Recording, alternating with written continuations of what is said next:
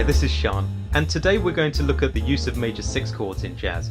The reason they're so important to learn, even if you're just starting out, is because a lot of the time lead sheets and fake books get this wrong and they write major 7 chords where there should be major 6 chords. And also there are other reasons too that you need to know them. So let's take a look at what a basic major 6 chord is. It's 1, 3, 5 and 6 of the scale. So that's a basic C6. And let's see some areas where we need them. Now, as I said, not all major chords should be major 7ths, and I think that's something that the book's got wrong, because not all of them do, but many of them do, because when jazz tunes were written, they weren't necessarily jazz tunes. They were tunes from shows and films where the harmony was often more basic until jazz musicians took them on and extended the harmony.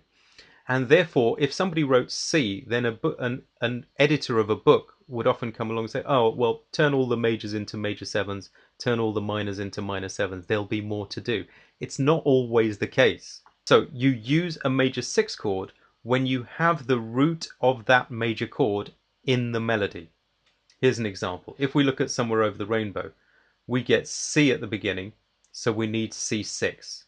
We get C at the end of that section, so we need C6. I've seen versions where they say major 7s, so we need a 6. And I'm using right hand chords.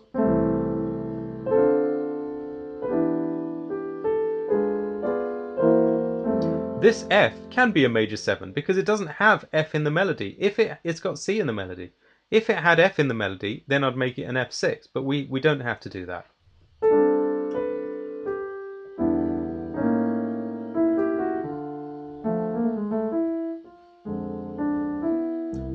Now this C6 that's written could be major 7th, so it's also worth knowing, well, it doesn't have to be C6 in this case because you haven't got C in the melody, you've got E in the melody. And I've got another lesson on major 7 voicings that you can watch, so you could use major 7 there if you want, give you some variety.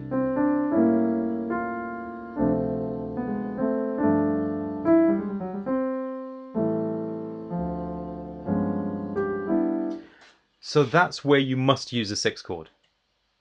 Now, as I said, books often get this wrong. Here's a perfect example in All the Things You Are.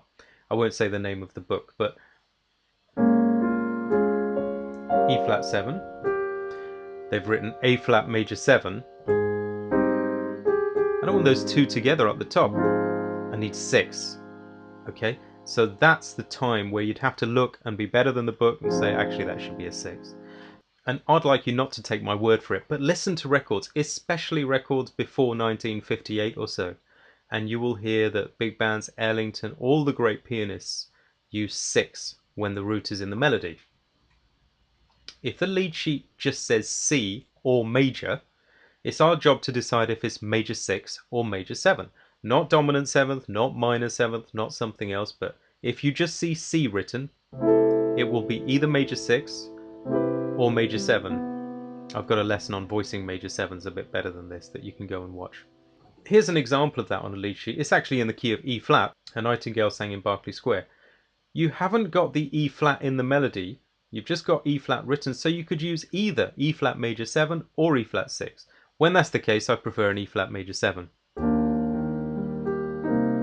But this one later on needs to be 6 because you have the E flat in the melody. Okay, so here's a case where it's open and it's up to you to decide. So those are the main points of using major 6 chords in jazz. Hope it helps you. Thanks for watching.